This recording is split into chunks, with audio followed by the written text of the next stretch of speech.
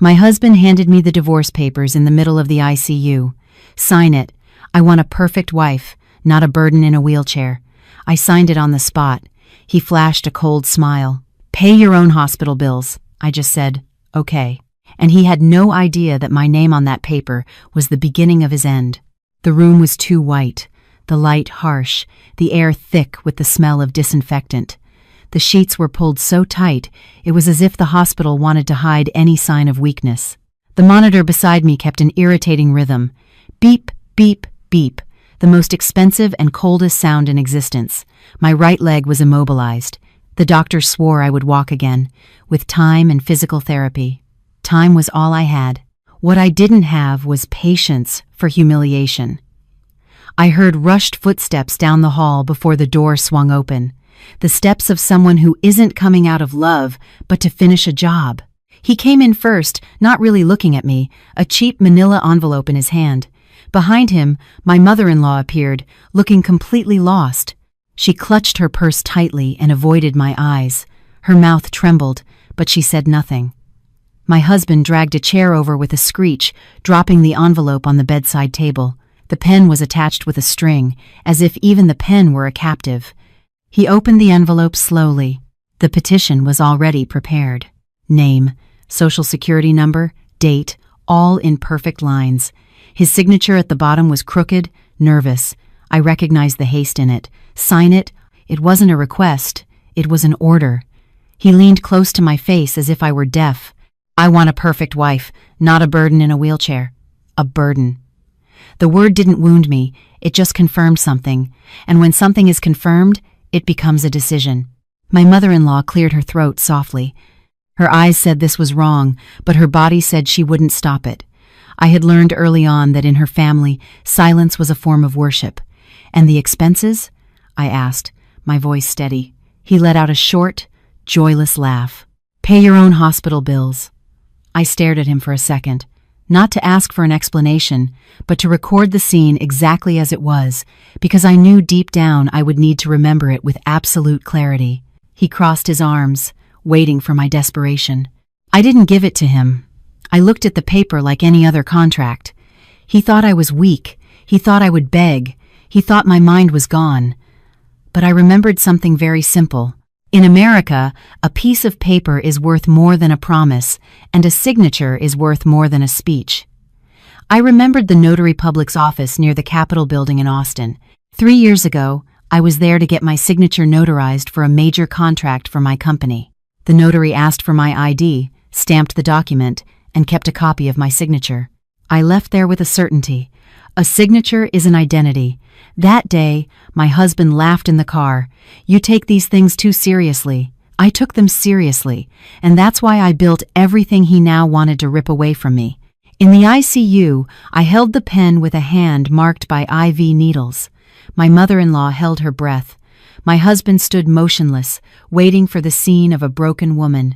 I signed immediately, without a tremor, without tears, without asking for more time. I wrote my full legal name, exactly as it appeared on my official documents and on the company's contracts, the kind a notary recognizes without a second thought. When I finished, I handed the pen back and looked my husband in the eye. "It's done," I said. He blinked, surprised I hadn't made a scene. Then his smile appeared, a smile of an easy victory. "Great." He took the paper as if lifting a weight from his shoulders. "It's better for both of us this way." I didn't answer.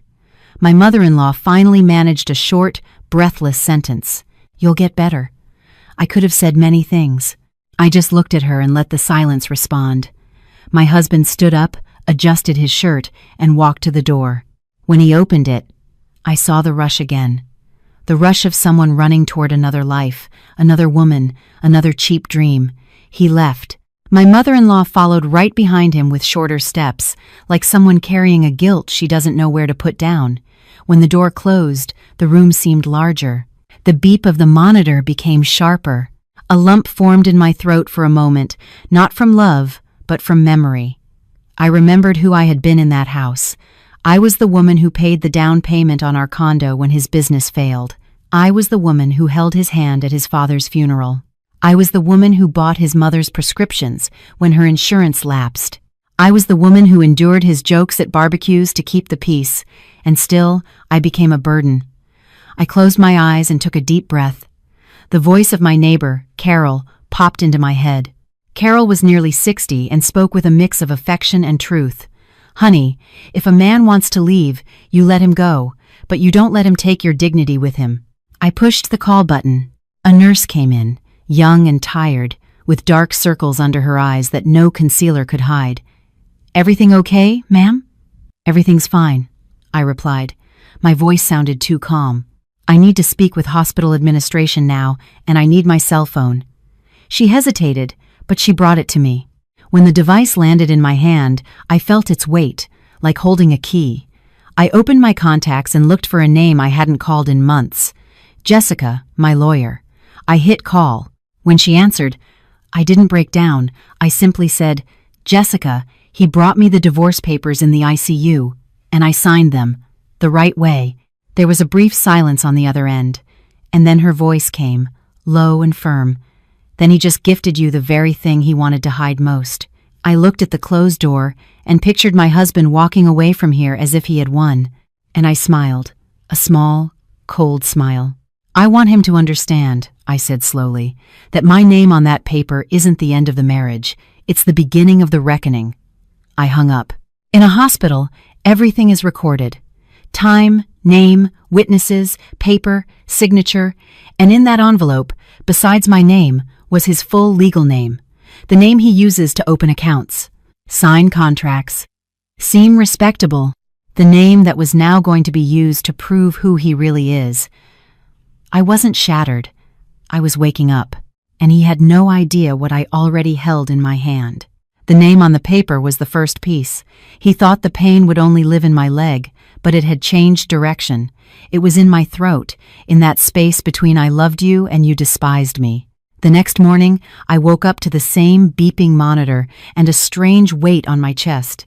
It wasn't shortness of breath, it was shame. Shame for remembering every time I made myself smaller to fit into that marriage. The nurse came in early, opened the blinds a little, and the Austin light flooded the room as if the world outside hadn't been run over by my life. "How are you feeling today?" she asked, fiddling with the IV drip. "I'm fine," I replied. It was a lie, but it was a lie that was holding me together. She made a note, adjusted the bed, and left. I stared at the ceiling for a while, trying to understand how someone could abandon a person in the most vulnerable place possible. The ICU isn't just a section of the hospital, it's a stage, a place where any sentence becomes a verdict. And my husband chose to speak like an executioner. I could still taste the bitterness of that word, burden. The most humiliating part was that he had said it with the casualness of someone saying, "Pass the salt," as if I were truly just a logistical problem, a broken thing. I turned my head and looked at my immobilized leg. The skin was pale. The orthopedic boot seemed enormous. I remembered the night of the accident in flashes. A blinding headlight, a brake that didn't respond, the sharp sound of impact, then a void filled with voices. And now here I was, with a trapped leg and a marriage that had been buried before I even woke up. My phone buzzed on the bedside table. "Unknown number," I answered. "Mrs. Sophia Miller?" The voice was professional, dry. "I'm calling from the administration department. We need to discuss your health insurance." I gripped the phone. "Go on." "It appears there is a discrepancy in your coverage. The policyholder modified the details 2 weeks ago. Some procedures now require additional authorization." I felt my stomach drop. Policyholder. The policy was in his name. I had left it that way for convenience, for trust, because it was easier when he handled those things. When you trust someone, you hand them little keys without realizing it, until the day they lock you out. "Who modified it?" I asked, though I already knew. There was an update through the app with a password and confirmation. It was requested by Mr. Ethan Miller. Ethan, my husband. I didn't respond right away, just took a deep breath so my voice wouldn't shake. "And what does that mean now?" I asked. "It means that until this is regularized, some costs will be the responsibility of the patient." The call ended with the woman saying she would send me an email. I thanked her as if it were a simple bureaucratic issue. I hung up and sat in silence for a minute, staring at nothing. He didn't just want to leave, he wanted me to pay for the privilege of being alive. I closed my eyes and a memory came like a soft stab. Our first year of marriage. He would come home and hug me from behind while I made coffee. "You're my peace," he'd say. I believed him. The second year, when his company started to fail, I didn't complain. I covered expenses, made spreadsheets, cut back on luxuries, stopped traveling. I sold a car to keep his business afloat. I heard him crying in the shower, thinking I didn't know, and I stayed because I thought that's what marriage was, supporting each other. Now, in the ICU, I was discovering that for him, marriage was convenience, not partnership. When the convenience ran out, I became disposable. My chest tightened, not with nostalgia, but with indignation. I didn't want to go back in time. I just wanted to have seen it sooner. The door to the room opened and I saw Carol walk in with a grocery bag and a look of someone who has lived long enough not to be scared by tragedy. She approached slowly, quietly, left the bag on the chair, and came over to me. "Morning, honey." "Good morning," I replied, and felt my voice crack. Carol took my hand gently, like someone holding something important. "I heard," she said, without asking what. "That man did what he did." I didn't cry. Not because I was too strong, but because I was dry inside, a dryness that only comes when something dies. Carol opened the bag. Inside was a bottle of coconut water, a new mug, crackers, and a thermos of homemade broth. "I brought you some real food." Home food. The hospital leaves a metallic taste in your mouth. I almost laughed. Almost. It was a minimal smile. "Thank you." She sat down and looked at me the right way. Not like a nurse, not like a curious visitor here for the gossip. She looked at me like a mother. "Sophia, look at me." She squeezed my hand. "You did nothing wrong." "I signed it," I said softly. "I signed it anyway, Carol." She didn't even blink. "You signed it because he cornered you and because you're smart. You weren't going to give him a scene he could use against you, were you?" I swallowed hard. "He tampered with the insurance," I said. "I just found out." Carol grimaced in disgust. "Coward. That's what weak men do." She took a deep breath and lowered her voice, almost as if telling a secret. "I saw him, you know," she said. "My whole body went on alert. While you were in here, he came back to the building 2 nights in a row. And he wasn't alone. I didn't ask who with. I could already imagine. A young woman," Carol continued, "pretty, perfect nails, expensive purse." She walked in laughing out loud like she owned the place. The image burned in my mind. It wasn't jealousy, it was the insult. Because I was still in the hospital. I was still trapped in a bed, and he was introducing someone else into my life, as if I no longer existed. "He told the doorman she was a friend," Carol said, "but he was holding her by the waist. I'm not stupid." I closed my eyes for a second. That's when the pain appeared, because no matter how rational I was a wife, I was a woman, I had plans, I imagined a future, and that future had been occupied by a stranger as if I were a piece of old furniture. "Sophia," Carol said, cupping my face gently, "crying doesn't make you weaker. But you can't cry in front of him. No." Now I opened my eyes. "I'm not going to cry," I said, and I realized it was true. I was past the point of crying. I was at the point of decision. My phone buzzed again, a text from my husband. Just 3 words, "We need to talk." I laughed. A silent laugh. He had kicked me out of his life in the ICU, and now he wanted to talk. I didn't reply. I opened my banking app and saw that a transfer had been scheduled from my company's main account. A small amount, divided, almost discreet, the kind of amount no one notices in the middle of chaos. But I noticed it. I swiped the screen and saw 2 more, and then another. Transfers to an account I didn't recognize. My heart grew unnaturally calm.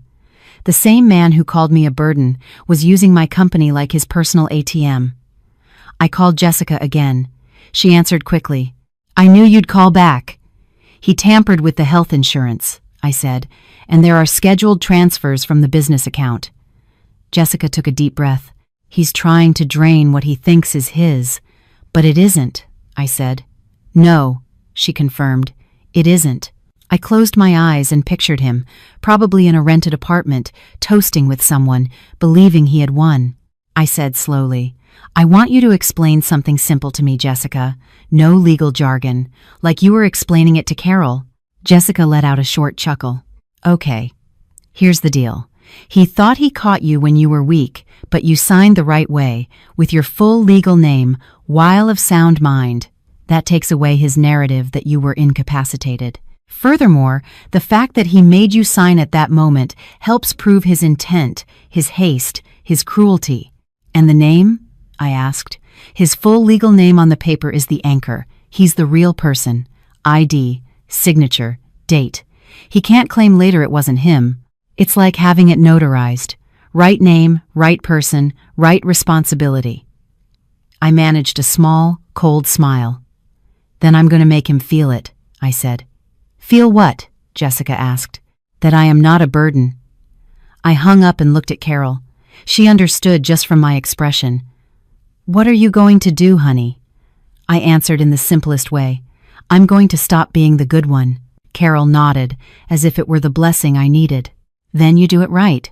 I took a deep breath and called the physical therapist. When she came in, I asked for the support bar and tried to stand up. The pain shot up like fire. My hands trembled. I almost fell, and I heard my own voice, low, firm, coming out from the middle of that effort. I am going to walk again. The therapist supported me gently. One step at a time. I took one step, and in that step, I felt that it wasn't just my body coming back, it was my life. Outside the hospital, my husband thought I was trapped, but I had already started to walk out, and when I got out, I was going to shut the door in his face, without screaming, without begging, just with facts. And he hadn't even understood that the envelope he threw on my bed wasn't the end. It was the receipt for his mistake. I always thought revenge was about screaming, breaking plates, public humiliation, a scandal in the middle of the street. But Jessica taught me something I'll never forget. In America, the most expensive revenge is the silent kind, because it comes with a stamp, a file number, a date and time, and no one can erase it. By the end of that afternoon, I had made two decisions. First, I would never argue with him over text again. Second, I was going to leave this hospital with something he never had any control over. The physical therapist came back after lunch. She adjusted the support belt around my waist and placed the crutch on the correct side. Today we're going to stand for longer, she said. I took a deep breath. The floor seemed so far away, like trying to get down from a building without stairs. When I stood up, the pain surged like a hot electric shock. My vision blurred for a second. I felt cold sweat on my back. Easy, she said firmly. You can do this. I placed my hands on the bar and held my breath. In that moment, I thought of my husband laughing. Pay your own hospital bills. I thought of him calling my injured body a burden, and something inside me went quiet. Not sad quiet, but silent, like a switch being flipped, turning off the fragile part. I took another step, and when I sat down again, I didn't feel victory. I felt a direction. My phone buzzed. It was a message from my bank manager. I didn't remember writing to him until I recalled I had activated something months ago, a power of attorney I signed at the notary's office to handle business account matters when I was traveling. It wasn't anything legally complex. It was just the kind of paperwork a business owner prepares so their life doesn't come to a halt. I had forgotten about it. My husband had too. Sophia, I see some scheduled movements here. Do you want me to put a hold on them? I closed my eyes slowly. There it was. The first effect of the name on the paper.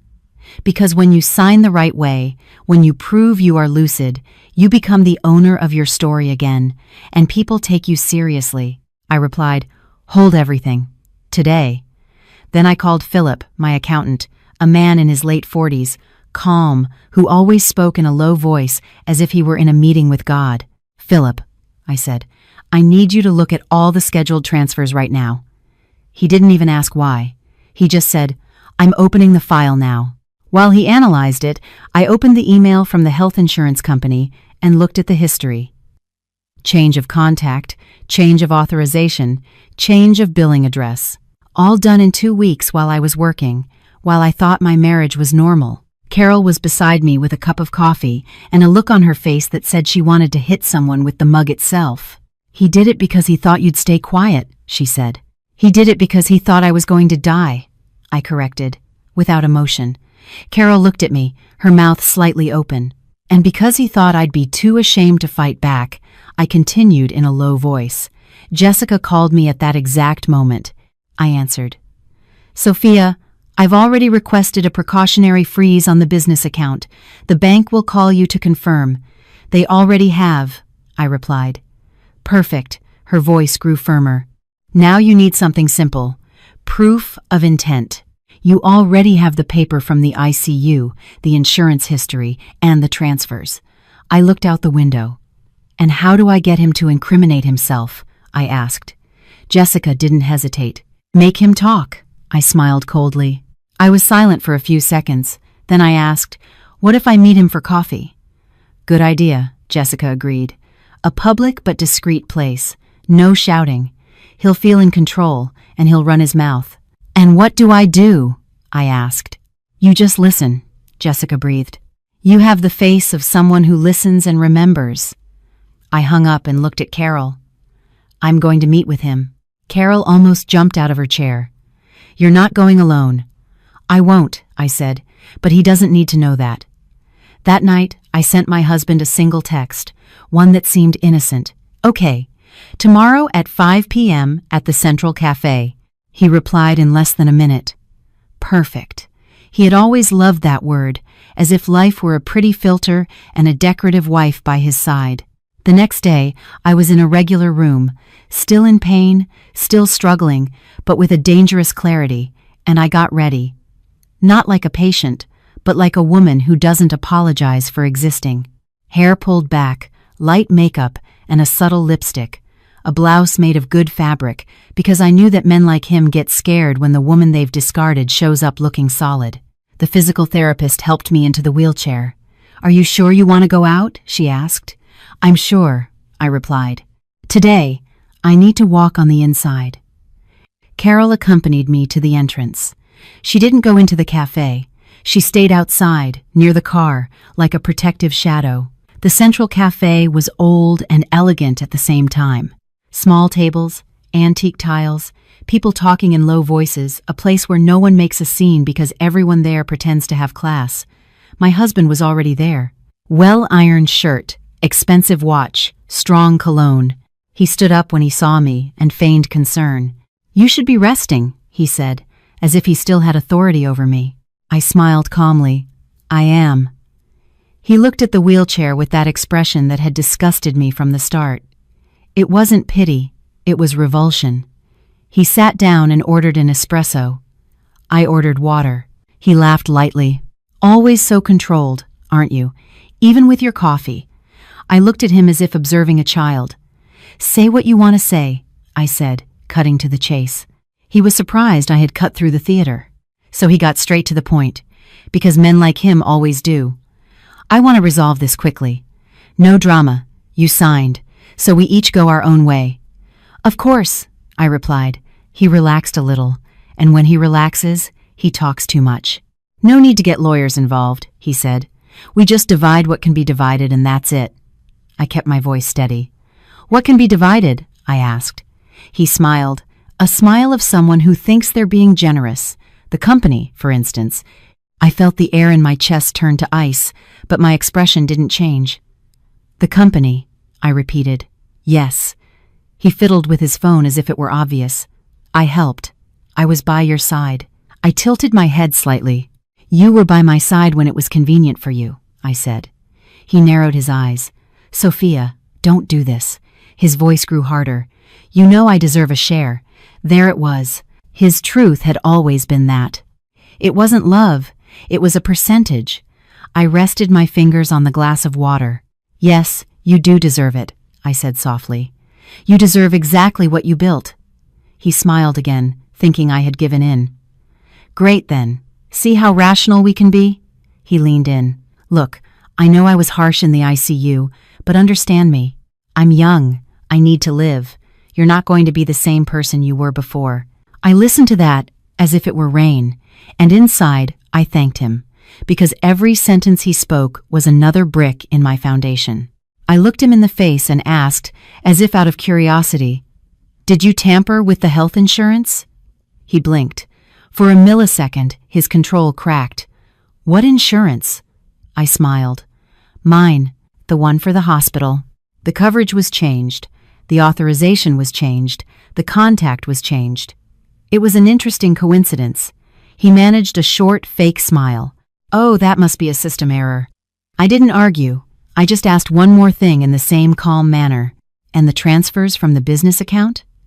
This time, he got serious. "What about them?" "The scheduled transfers?" I paused. "To an account I don't recognize." He opened his mouth and closed it. And then he did what all guilty people do. He attacked. "Are you accusing me of stealing?" I took a deep breath. "I'm asking you," I said. "You're the one who answered like a guilty man." His face hardened. "You're being paranoid." I nodded as if I agreed. "Maybe I am." I looked at his still hot coffee. "Or maybe it's just math." He started to rise from his chair, irritated, but held himself back because of the setting. "Sophia, do you really think you have the strength to fight me right now, in your condition?" "My condition." He didn't even need to say in a wheelchair again. He pointed to it with his eyes. I remained silent for a second, and then I did the one thing he didn't expect. I laughed softly, not with happiness, but with contempt. I looked at him and said the simplest sentence in the world. "You don't get it, do you, Ethan?" He frowned. "Get what?" I leaned my face close enough for him to hear me without anyone else listening. I signed in the ICU, the right way. I smiled coldly. "And you left me your full legal name on that paper." He turned pale, and in that instant I saw the fear, because he realized I wasn't there to apologize. I was there taking notes. He swallowed hard. "Sophia," he began. I held up a hand, cutting him off. "Now it's my turn." I gestured to the waiter, paid for my water, and asked for help to leave. As I passed by him, I said without looking at him, "You wanted a perfect wife? Then learn to deal with a clear-headed woman." I left the cafe with a strange feeling of lightness. Outside, Carol was waiting for me with a steady gaze. "Well?" she asked. I replied with a calm that felt terrifying, even to me. He said everything I needed him to say. And at that very moment, my bank manager sent me a text. "All movements frozen, pending your instructions." I looked at the screen and felt the first real taste of justice. It wasn't sweet, it was clean. And it was just the beginning. I didn't celebrate. I didn't send him provocative messages. I didn't go home to feel victorious as if this were a game. Because when you're over 30 and you've already carried a family on your back, you don't confuse justice with euphoria. I just breathed and moved forward. In the car, Carol calmly fastened her seatbelt and looked at me before starting the engine. "Are you okay?" "I'm awake," I replied. She nodded as if she understood exactly what that meant. We returned to the hospital in silence, and along the way, my phone started vibrating nonstop. Ethan, Ethan, again, Ethan. Insistent, as if my life were still a door he could knock on until someone opened it. I didn't answer. I opened the banking app one last time, just to confirm. Everything frozen, not a single cent moving, no invisible maneuvers. Something simple and, for him, cruel. Control. When I got to my room, Jessica had already sent me a voice message. "Sophia," he took the bait. "Now we're going to do what makes a coward stop playing games. We bring it into the light.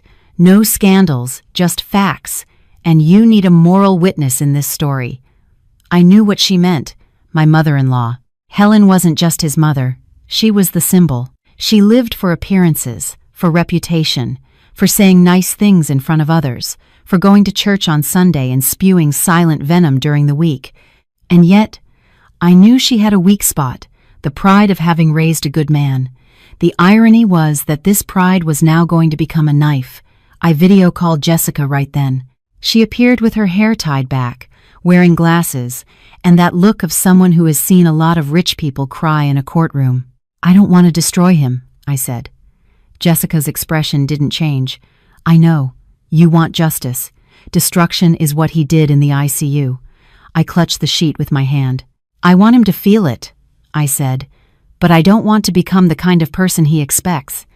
Then you're going to do what hurts him most. You're going to play fair, she replied, and you're going to let him get dirty all by himself. I breathed in slowly. How do we make Helen see the reality? I asked. Jessica was direct. You don't convince her with emotions, you convince her with shame. That evening, I asked the nurse to help me shower. It was a slow, painful shower, but a necessary one. I needed to feel my skin as my own again. Afterwards, I put on a simple but elegant outfit. No luxuries, just presence. Carol brushed my hair with a gentleness that hurt more than my leg. You look like your mother, she said quietly. I didn't reply. I didn't want to open a door to tears. Jessica arrived at the hospital to pick me up, and together we went to Helen's house. She lived in an old, established neighborhood with tree-lined streets, a doorman who addresses everyone by their last name, and neighbors who watch the lives of others through their rearview mirrors. The kind of place where people don't have peace. They have a storefront window. I entered the living room with the help of the wheelchair. Helen was standing there in a light-knit cardigan, her hair perfectly coiffed, and that face of someone who has already decided to hate me before I open my mouth. Sophia, she said, forcing a polite tone, you should be in the hospital. I have permission to be out for a few hours, I replied calmly. Ethan wasn't there. I had made sure of that. I hadn't come to fight with him. I had come to put his mother face to face with the son she had raised. Helen sat down in her armchair and crossed her legs. The living room smelled of lavender and control. He told me you've settled everything, she began. I looked directly at her. He told you his version of it, I said. Now I'm going to tell you the version from the paperwork. The word paperwork made her face harden. She hated when reality became a document. I took a thin folder from my bag. Nothing dramatic, just a folder, and placed it on the coffee table. I won't waste your time, I said. I just need you to know 3 things. Helen lifted her chin. 3 things. First, I said, he handed me the divorce petition in the ICU. She opened her mouth, but I continued before she could interrupt me. In the ICU, at a moment when I couldn't even get out of bed. He looked at me and said, I want a perfect wife, not a burden in a wheelchair. The silence in the room grew heavy. Helen blinked slowly. He wouldn't say that, she tried automatically, as if denial were a habit. Jessica intervened with a firm but non-aggressive voice. Helen, the hospital logs all visitors, and there are witnesses. Besides, the petition was signed at that exact time. Do you understand the moral weight of that? Moral? Helen repeated, irritated. This is a private matter between a couple. I smiled very slightly. It was, I said, until he turned it into a public humiliation. Helen gripped the handle of her purse. I continued. Second, he tampered with my health insurance. Her eyes narrowed. That's a lie. I opened the printed-out email and slid it across to her. Modification made by the policyholder. 2 weeks before the accident. Changed the contact, changed the authorization, changed the coverage. Helen read it quickly. Her hand trembled slightly, though she tried to hide it. And there, I saw something new. Doubt. His mother had spent years defending her son as if it were a religion. Now, for the first time, she had a document that contradicted her faith. I took a breath. Third, I said, he tried to move money from my company while I was in the hospital. Helen looked up. Ethan wouldn't do that. I looked at her steadily. I wanted to believe that phrase too, I said. I really did. But he did. Jessica placed the other sheet on the table. Scheduled transfers, an unknown account, multiple small amounts. Helen froze. She had no pretty arguments for numbers. Numbers are not afraid of reputation. I saw her swallow hard. He must have done it to protect himself, she said, trying to justify it. Protect himself from what? I asked, and left the question hanging in the air, because the answer was obvious. Protect himself from being poor without me. Helen stood up nervously and went to the window. She stared out at the garden as if the garden could absolve her son. What do you want, Sophia? She asked without looking at me. I said in a quiet but clear voice, I want you to stop seeing this as normal. She turned her face, and for the first time, I saw an old pain in her, a pride that was cracking. I raised my son alone, she said, in a tone that mixed anger and confession. His father disappeared. I worked. I did everything. I raised him to be somebody. I wasn't cruel. I didn't rub it in. I just answered with the truth. I know. I paused. And that's why I came here. Because I don't believe you raised a man to abandon a woman in the ICU and then try to take her money. Helen closed her eyes for a second. When she opened them, they were moist, but too proud to let a tear fall. He's in love, she said, as if that were an excuse. I tilted my head. So he falls in love and becomes a criminal? Jessica cleared her throat lightly. Helen, we didn't come here to threaten you. We came to give you a chance to resolve this with dignity before it goes to court, to the press, before it becomes a problem for the company, for your reputation. The word reputation made Helen swallow again, because that's what she feared, not injustice, but the judgment of others. I realized that was the key. Then I said the sentence she needed to hear. I don't want anyone to find out, I said. I just want him to own what he did and to stop. Helen turned back to me. What if I talk to him? She asked. Talk to him, I said. But talk to him today. The next morning, Helen organized a family dinner. A family dinner is always a test of character. A big table, roast chicken, mashed potatoes, green beans, people commenting on each other's lives with a smile. And I went. I arrived in the wheelchair, but with my back straight. Carol stayed nearby, like someone holding up the world without being noticed. Ethan was there. When he saw me, he froze for half a second and then feigned nonchalance. Sophia, he said, as if I were an unwelcome guest. Helen tapped the table with her hand. Today, we are going to talk like adults. Ethan laughed, trying to dismiss the gravity. Oh, Mom, what's all this for? She already signed. I looked at him. Calm, lucid. I signed. I confirmed. And you thought that was the end? He rolled his eyes, irritated. Sophia, don't come here and make a scene. I didn't even raise my voice. You were the one who made a scene. In the ICU, I said. The table fell silent. An uncle coughed uncomfortably. A cousin looked at her phone. The food lost its flavor. Ethan flashed a crooked smile. I just told the truth, he said. I didn't want a life tied down. I have that right. And there, in front of everyone, he did the most stupid thing of all. He confessed with pride. Helen turned pale. You said that to your wife? She asked in a low, dangerously quiet voice. Ethan shrugged. So what? I'm a man. I have needs. I felt like laughing, not at the sentence, but at the certainty that he was digging his own grave with a spoon of arrogance. Jessica opened the folder and placed a sheet of paper next to his plate. And you also have responsibilities, she said coldly. These transfers were made from her company, and you're the one who modified the health insurance. Ethan glanced at it and tried to react, as he always did, by attacking. This is harassment. She's gone crazy. I just stared at him. I was crazy when I was supporting you and thought it was love, I said. Now, I'm just awake. He gripped his fork tightly. You're going to ruin my life, he growled. I smiled, a small, straight smile. You already ruined it yourself, I replied. Helen shot up from her chair, almost knocking over her glass. Enough! Her voice came out with a weight that no one there ignored. You have brought shame on this family. Ethan was speechless for a second. Mom, he started.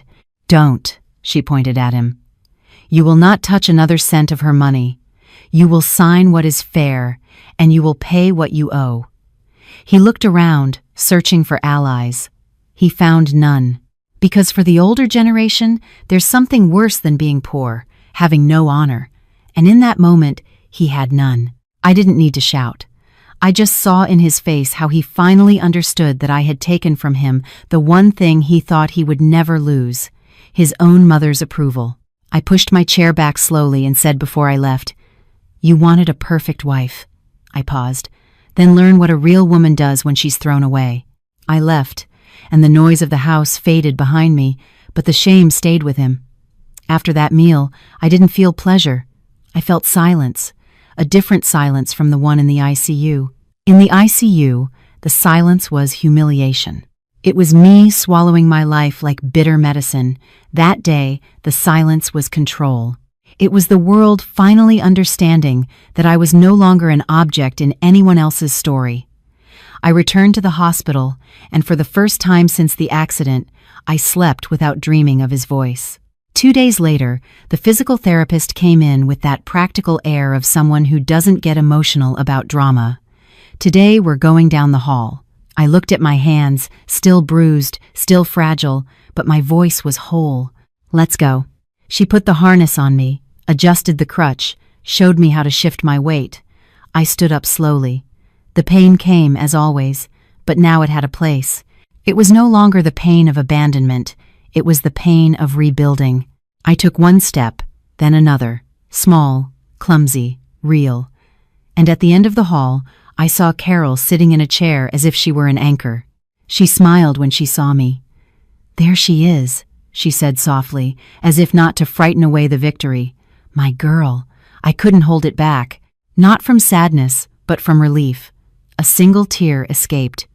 Carol got up and came to me. "You are not alone," she said. And I understood that family isn't just blood. Family is who stays.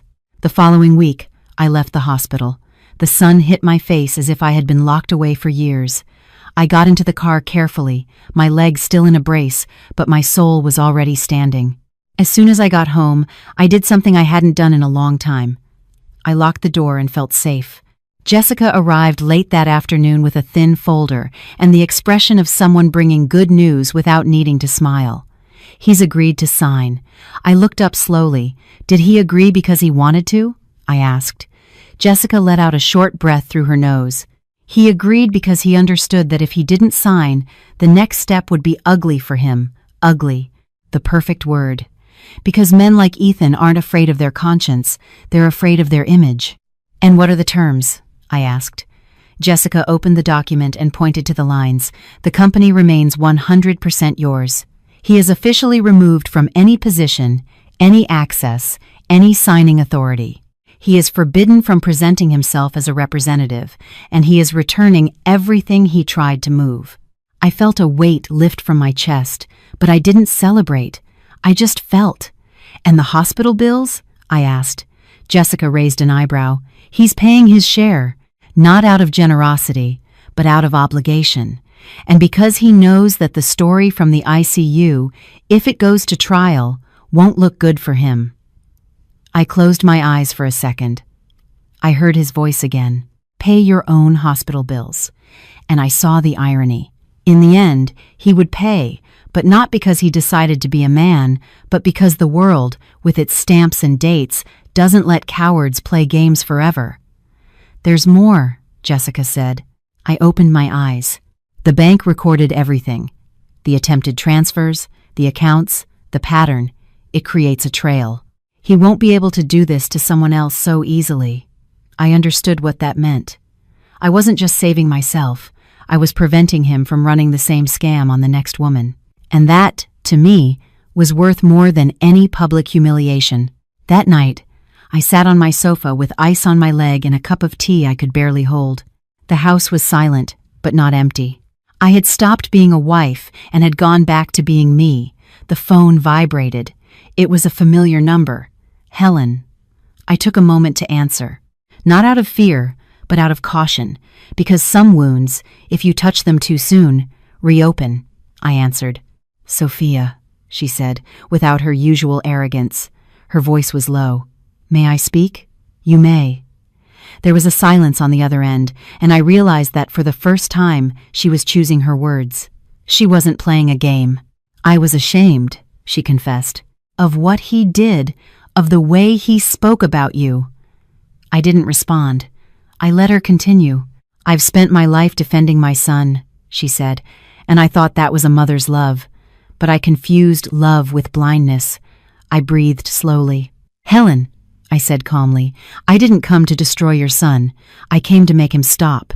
"I know," she replied. "And I thank you for doing it without screaming. Because if you had screamed, I would have hated you, and I would have kept defending him." I closed my eyes. That was painfully human.